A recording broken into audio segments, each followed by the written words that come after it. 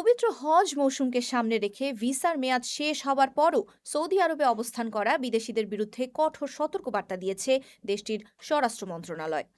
Saudi কর্তৃপক্ষ কঠোর সতর্কবার্তায় জানিয়েছে, যারা হজ বা অন্য কোনো ভিসার মেয়াদ শেষ হবার পরেও দেশে অবস্থান করবেন তাদের সর্বোচ্চ 50,000 সৌদি রিয়াল জরিমানা, 6 মাস পর্যন্ত কারাদণ্ড এবং পরে নিজ দেশে ফেরত পাঠানো হতে পারে।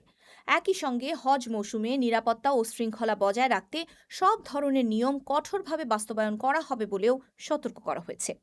মন্ত্রণালয় বলছে, প্রতি বছর লাখো মুসল্লি হজ পালনের উদ্দেশ্যে সৌদি আরবে আসেন, তাই অতিরিক্ত ভিড় নিয়ন্ত্রণ ও হাজিদের নিরাপত্তা নিশ্চিত করতে বৈধ কাগজপত্র এবং নির্ধারিত নিয়ম মেনে চলা অত্যন্ত জরুরি। কর্তৃপক্ষ আরও সতর্ক করে জানিয়েছে, কেউ যদি অবৈধভাবে কাউকে আশ্রয় দেয়, পরিবহন সুবিধা দেয় বা ভিসার মেয়াদ শেষ হবার পরও থাকতে সহায়তা করে, তাহলে তার বিরুদ্ধেও কঠোর আইনগত ব্যবস্থা নেওয়া হবে।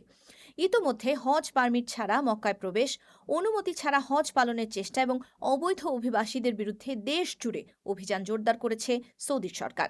এদিকে সৌদি সরকার আরও জানিয়েছে, হজ মৌসুমে লাখো মুসল্লি সৌদি আরবে আসেন, তাই তাদের নিরাপত্তা, থাকা খাওয়া ও সার্বিক সেবার মান নিশ্চিত করতে সরকার কঠোর নজরদারি চালিয়ে যাচ্ছে। সাম্প্রতিক সময়ে বিভিন্ন হজ ও ওমরা সেবা প্রতিষ্ঠানের বিরুদ্ধে ব্যবস্থা নেওয়া হয়েছে, যাদের বিরুদ্ধে হাজিদের সঙ্গে চুক্তি অনুযায়ী সেবা না দেওয়ার অভিযোগ উঠেছিল। সৌদি সরকার স্পষ্টভাবে জানিয়েছে, হাজিদের অধিকার ও সেবার মান রক্ষায় কোনো ধরনের অবহেলা বা নিয়ম ভঙ্গের ক্ষেত্রে কঠোর ব্যবস্থা নেওয়া হবে এবং অনুমোদিত সব কোম্পানিকে নির্ধারিত নিয়ম কঠোরভাবে মেনে চলতে হবে। এক্ষেত্রে কোনো গাফিলতি সহ্য করা হবে না।